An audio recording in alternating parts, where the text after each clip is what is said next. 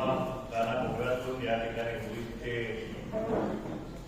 जे कार्यकर्ते नेते मंडळी चळवळ गावाला चळवळ चालवतात त्या सगळ्या नेते आणि कार्यकर्त्यांची आज परिषद या ठिकाणी आयोजित करण्यात आली. वाकीमध्ये परिषदेला थोडा उशीर झाला, परंतु ती सकाळपासून ज्या नेत्यांची आपण कार्यकर्त्यांची मनोगत ऐकली त्या अक्षरशः या महाराष्ट्रातला ओबीसी त्याच्या कार्यकर्त्याला या ठिकाणी डोळ्यात पाणी आणून या ठिकाणी त्याच्या भावना व्यक्त कराव्या लागतात. बाई या महाराष्ट्रामध्ये या ओबीसी कार्यकर्त्यांच्यावर आलेली आहे. कोणीही या महाराष्ट्रामध्ये सुरक्षित नाही. कधी आरक्षण जाईल, कधी रोजगार जाईल, याची कुणीही शाश्वती या महाराष्ट्रामध्ये या तमाम छोट्या छोट्या जमाती आहेत. पोटाची खळगी भरण्यासाठी आज भटकतात, मुलांना भटकतायत. भटक्या मुक्तांचे नेते या ठिकाणी लक्ष्मण गायकवाड जे आहेत, बच्चू भोसले जे आहेत, बारामतीचे नेते या ठिकाणी शिंदे साहेब आहेत, कुणबी समाज नेते आहेत, कोकणातले आहेत, विदर्भातले आहेत, सगळे या ठिकाणी आलेले आहेत. आणि आज सगळ्यांच्या विचारांना अक्षरशः या ठिकाणी बांध फुटलेला आहे की दिवसा ढवळ्या आमचं आरक्षण या ठिकाणी दुबळलं जात आहे. एकीकडे सरकार म्हणते की आमचा डीएनए ओबीसीचा आहे आणि ज्याचा डीएनए ओबीसीचा आहे त्याच्याकडून दिवसा ढवळ्या ओबीसीच्या आरक्षणाचा सत्यानाश या ठिकाणी होताना या महाराष्ट्रातला कार्यकर्ता खाय मुकून करत आहे. या ठिकाणी मी आपल्या तमाम ओबीसी बांधवांना या ठिकाणी आश्वासित करू इच्छितो की सत्तेच्या माध्यमातून हे आरक्षण आपलं लुटलं गेलेलं आहे. जरांगे नावाचा माणूस उपोषण काय करतोय आणि सत्ता त्याच्या पायापुढे घोटाकडे घालते आहे. आणि जे पाहिजे ते म्हणजे संविधान कायदा सगळं धागा बदलून जे मागेल ते त्या ठिकाणी देण्याची भूमिका. आणि त्यात मागणं काय घेतलं तर ओबीसीच, दुसरं काही नको. ही जी मागणी आहे ही ओबीसीला मुळीच मान्य नाही. या ठिकाणी आज आम्ही खासदारांचा सत्कारही आपण या ठिकाणी केला. जे आपल्या चळवळीशी निगडीत होते, आंदोलनात भाग घेत होते, त्यांना राज्यसभेत जाण्याची संधी मिळाली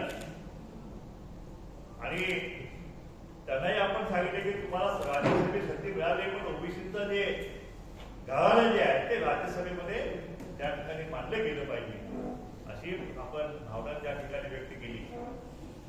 या महाराष्ट्रामध्ये ओबीसीची लोकसंख्या बघायला तर 7 ते 65% लोकसंख्या असताना सुद्धा आज या महाराष्ट्रातला ओबीसी भटकेमुक्त अविरुद्धा बलुता आज उघडा पडलेला आहे. त्याच्या पाठीमागे कोणीच उभा नाहीये. आज या ठिकाणी मंत्रिमंडळ उपसमिती निर्माण झाली. महाराष्ट्रातल्या तमाम ओबीसी बांधवांना वाटले की आपल्या हक्काचं संरक्षण करण्यासाठी आता जवळजवळ 7-8 मंत्र्यांची एक समिती नेमलेली आहे आणि आता आपल्या हक्काचं संरक्षण होईल.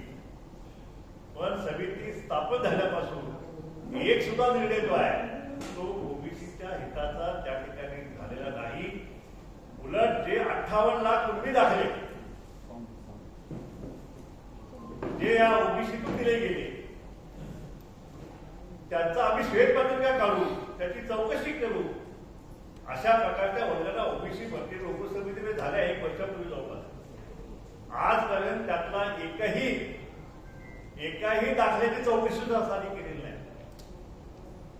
आज 2 निकाल जे बोगस कुणबी दाखले घेऊन राज्यसभा असतील, आपलं विधान परिषद असतील किंवा जिल्हा परिषद असतील, नगरसेवक असतील, नगरसेवक असतील, 90% जागा ज्या आहेत राजकीय जागा अक्षरशः दिवसा ढवळ्यात उठलेल्या आहेत. ओबीसी हताशपणे त्या ठिकाणी पहा केलेला आहे. एक कोणतरी पाटील देशमुख येतो आणि तो कुणब्यांचा दाखला घेतो आणि सांगतो की मी ओबीसी आहे आणि मीच या ठिकाणी लढणार, मीच निवडून येणार. बिचारा ओबीसी काही कार्यकर्ता काही त्या ठिकाणी करू शकत नाही. कुठलीच यंत्रणा नाही, त्याचा गावानं ऐकणारी एकही यंत्रणा या ठिकाणी उपस्थित नाहीये. कारण अख्खं मंत्रिमंडळ अख्खं सरकार जे आहे समित्या आपण करत आहे.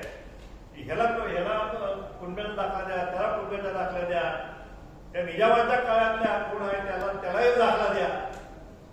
आता महाराजांच्या काळातले तिथे दाखले म्हणजे सातारा गॅजेट घ्या, हैदराबाद गॅजेट घ्या, सांगली गॅजेट घ्या, असं गॅजेट घ्या. ह्या सगळ्या गॅजेटच्या धुमाकूळ जो आहे तो या महाराष्ट्रामध्ये आता घालण्याचा निर्णय झाला. म्हणजे ओबीसी आरक्षण जे उरलं सुद्धा जे ओबीसीचं आरक्षण आहे ते सुद्धा या ठिकाणी वाचणं आता अशक्य आहे. कारण इतका मोठा धनदंड असलेला मराठा समाज आहे. तो जर या ठिकाणी आला तर एखाद्या शेळ्याच्या कल्पामध्ये लाडगे ज्या दिवसानंतर जे काय अवस्था शेळ्या करण्याची होईल तशी अवस्था ओबीसी या ठिकाणी झालेली नाही. आणि असं म्हणत नाही की या महाराष्ट्रामध्ये मराठा काही गरीब कुटुंब नाहीत, नक्कीच आहेत आणि त्यांना न्याय मिळाला पाहिजे. आता त्यासाठी एक स्वतंत्र यंत्रणा जी आहे ती घटनादुरुस्ती कमी आरक्षण दिलं ना. आता त्यातलं जवळजवळ 9.5% आरक्षण जे आहे ते गरीब मराठा समाज घेत आहेत. मग 9.5% आरक्षण घेऊन सुद्धा मला ओबीसीतच आरक्षण पाहिजे, कुणब्याचा दाखला पाहिजे, खाडाखोड केला तरी चालेल.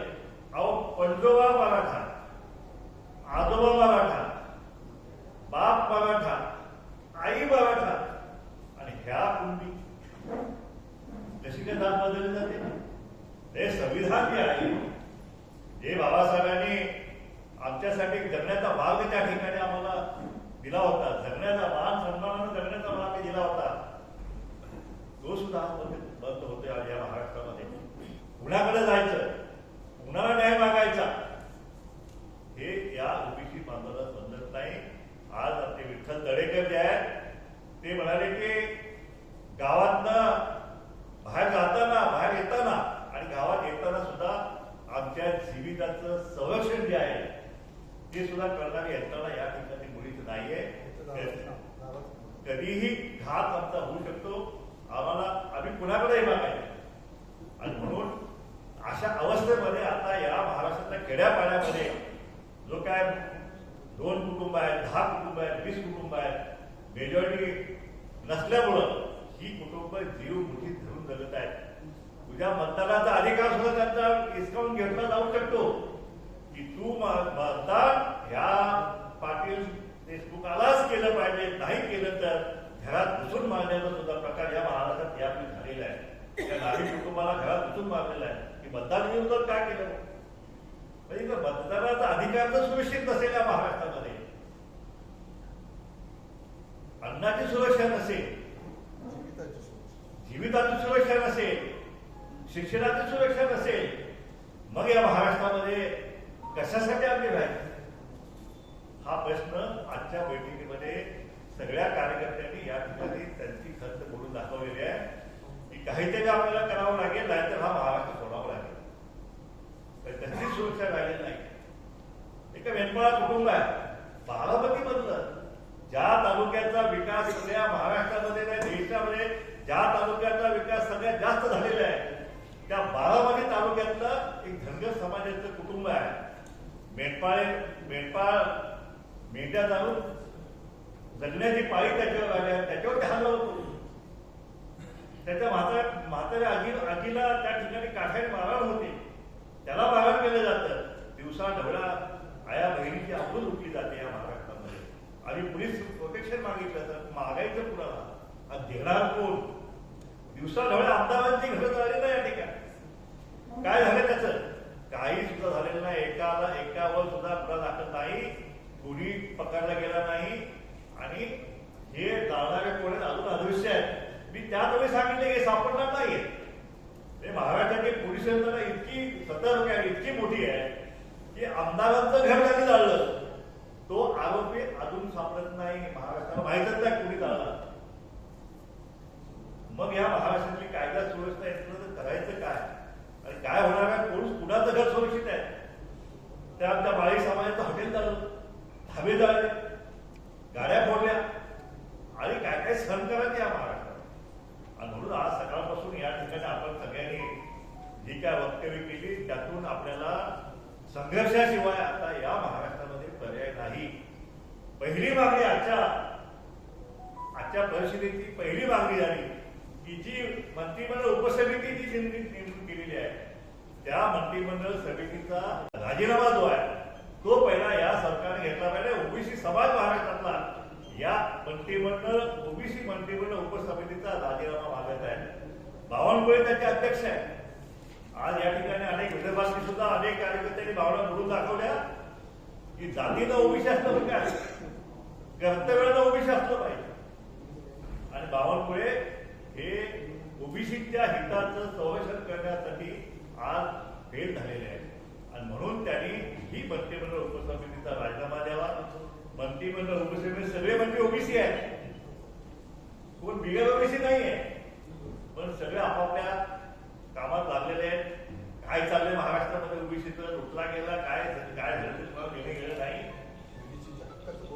आणि ओबीसीच्या हक्काचं कोण बोलत सुद्धा नाही. म्हणून त्या सगळ्या मंत्र्यांनी जे आहे ओबीसी उपसमितीचा राजीनामा दिला गेला पाहिजे अशी भावना आजच्या बैठकीमध्ये सगळ्या कार्यकर्त्यांनी आज मांडलेली आहे.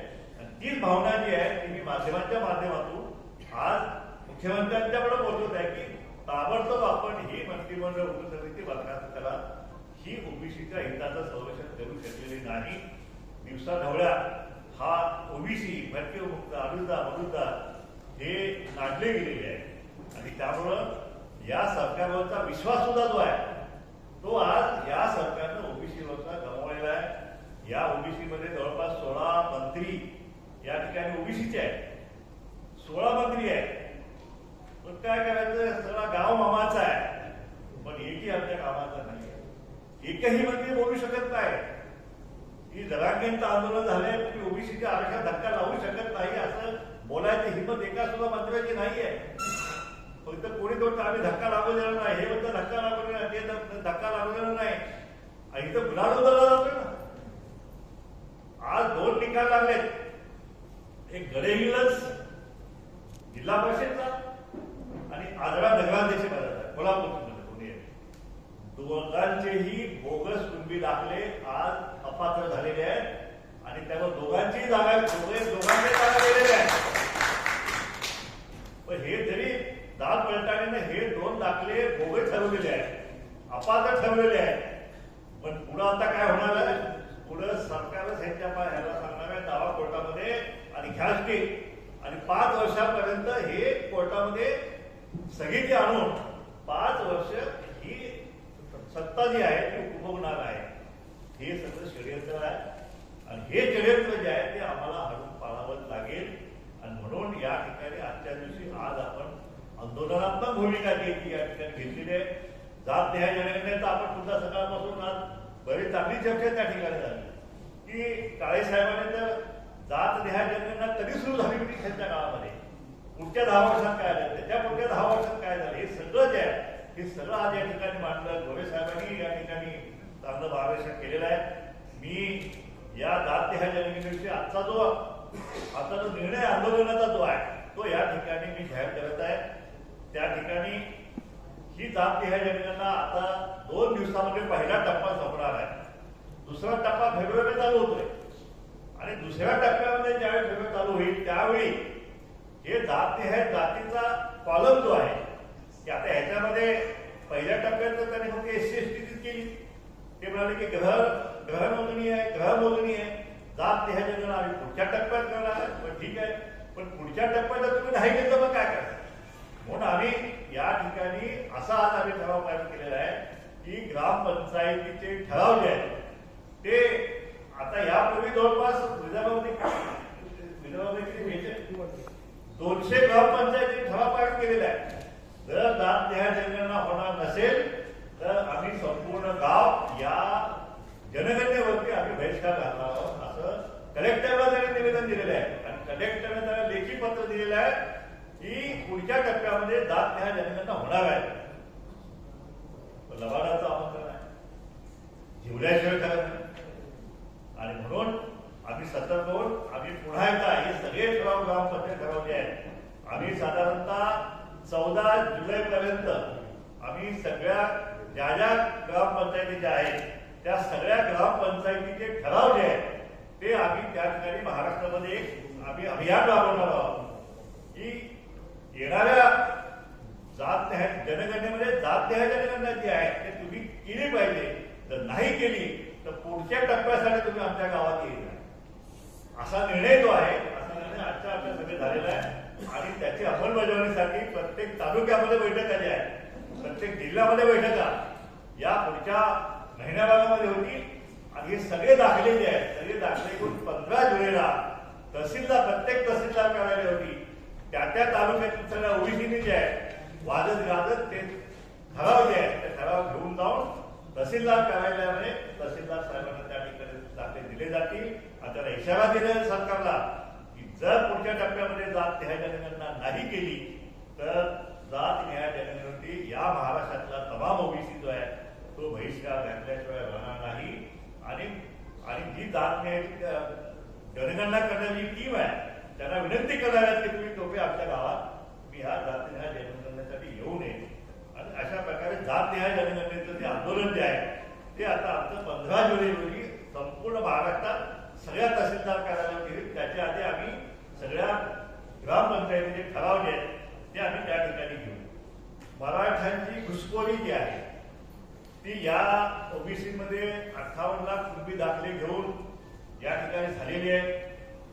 सरकार या बाबतीत शिंदे समिती, त्यांच्या आणखीन समिती किती समिती आहे मला माहित नाही, पण या समित्यांच्या माध्यमातून सगळे दाखले पुन्हा या ठिकाणी करायचा निर्णय त्यांनी केलेला आहे.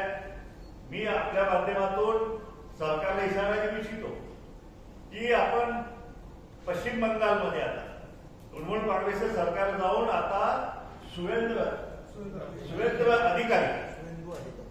अधिकारी यांचं सरकार आलेलं आहे. आणि त्याने आलेला तो निर्णय घेतलेला आहे की ममता बॅनर्जीच्या काळामध्ये जे काय दाखले दिलेले आहेत, एससी एसटी ओबीसी हे जे काय दाखले दिले आहेत 2.25 कोटी दाखले, त्याचं त्यांनी पुन्हा तपासणी करायचा निर्णय भाजपच्या मुख्यमंत्र्यांनी घेतलेला आहे. 2 कोटी. आमची मागणी आता की महाराष्ट्रात सुद्धा भाजपचं सरकार आहे, भाजपचे मुख्यमंत्री आहेत. जो निर्णय पश्चिम बंगालचे भाजपचे मुख्यमंत्री घेऊ शकतात तो नक्कीच कायदेशीर असेल ना. मग तोच निर्णय, तसाच कायदेशीर निर्णय जो आहे, संविधानात्मक निर्णय जो आहे तो हे महाराष्ट्राचे मुख्यमंत्री देवेंद्र फडणवीस करतील का, हा आमचा प्रश्न. आमची मागणी आहे की देवेंद्र फडणवीस साहेबांनी सुद्धा जे काही बोगस दाखले दिले गेले 2004 पासून आतापर्यंत, त्या जेवढे दाखले दिले गेले त्यात आमच्या पण असू द्या ना, ओबीसीचे पण असू द्या, सगळ्यांची फेर तपासणी करा. आणि जे बोगस दाखले दिले गेले असतील त्यांच्यावरती फौजदारी गुन्हा दाखल करा. अनेक या ओबीसीच्या हे दाखले घेऊन अनेकांनी ओबीसीच्या नोकऱ्या सुद्धा दाखले गेलेले आहेत. अगदी IPS अधिकारी सुद्धा या महाराष्ट्रामध्ये बोगस ओबीसीचे दाखले घेऊन आज सुद्धा त्या ठिकाणी पदावरती आहेत. अजून काही चौकशी करून हे सगळे अधिकारी जे आहेत, ज्या ज्या जागा लाटल्या गेलेल्या आहेत त्या ठिकाणी त्यांनी परत ते रद्द करून परत ओबीसीला दिल्या गेला पाहिजे अशी मागणी जी आहे आजच्या आमच्या परिषदेच्या बैठकीत झालेली आहे. मला अपेक्षा आहे की देवेंद्र फडणवीस साहेब बंगालच्या मुख्यमंत्री जे न्याय देत आहेत SC ST न्यायला, तसाच न्याय जो आहे तो या ठिकाणी महाराष्ट्रात सुद्धा आम्हाला देतील अशी आम्हाला अपेक्षा आहे. या ठिकाणी 7 ऑगस्टला मंडल लीग आहे, त्यामुळं आम्ही 1 ऑगस्ट ते 7 तारखेपर्यंत मंडल संघर्ष यात्रा जो आहे हा कार्यक्रम आम्ही महाराष्ट्रामध्ये राबवत आहे. त्यावेळी सगळे ओबीसीचे नेते, महाराष्ट्रातले सगळे ओबीसीचे नेते या संघर्ष यात्रेमध्ये असतील. आणि ती संघर्ष यात्रा जी आहे 1 तारखेपासून त्या ठिकाणी निघेल आणि ती 7 तारखेला मंडल संघ आहे मराठवाड्यामध्ये, त्या मंडळ समाजाची त्या ठिकाणी लाखोंची मोठी जाहीर सभा जी आहे ती त्या ठिकाणी ओबीसीची त्या ठिकाणी घेतली जाईल. आणि ओबीसीच्या व्यथा ज्या आहेत त्या पुन्हा एकदा एल्गार महासभेच्या रूपातून त्या ठिकाणी मांडल्या जातील. त्याचप्रमाणे आमच्या बैठकीमध्ये बरेचशा सूचना केल्या की आपली उपोषणं जे आहेत, भंडाऱ्याचं उपोषण जवळ 43 दिवस सुरू आहे आणि साखळी उपोषण सुरू आहे. अशीच उपोषणं प्रत्येक जिल्ह्यामध्ये जे आहे, प्रत्येक जिल्ह्यामध्ये आम्ही साखळी उपोषण सुरू करणार आहे. अंतरवाली समितीचे बकळे मामा या ठिकाणी, बटोळे मामा आज या ठिकाणी आले. ते म्हणाले की आम्ही बेमुदत उपोषण अंतरवाली सराटीमध्ये करायची आम्ही तयारी करत आहोत, तुम्ही आम्हाला मान्यता द्या. अशा प्रकारे अंतरवाली सराटीमध्ये सुद्धा हे मुद्दे उपोषण करायचे तयारी आमचे ओबीसीचे कार्यकर्ते करत आहेत आणि अशा प्रकारे त्या तुम्हाला आता कोकणामध्ये आमचा कुणबी समाज फार मोठ्या संख्येने आहे. कुणबी समाजाचे भाविक नेते या ठिकाणी आहेत. गेल्या 2 महिन्यापूर्वी तरी 1 लाख लोकांचा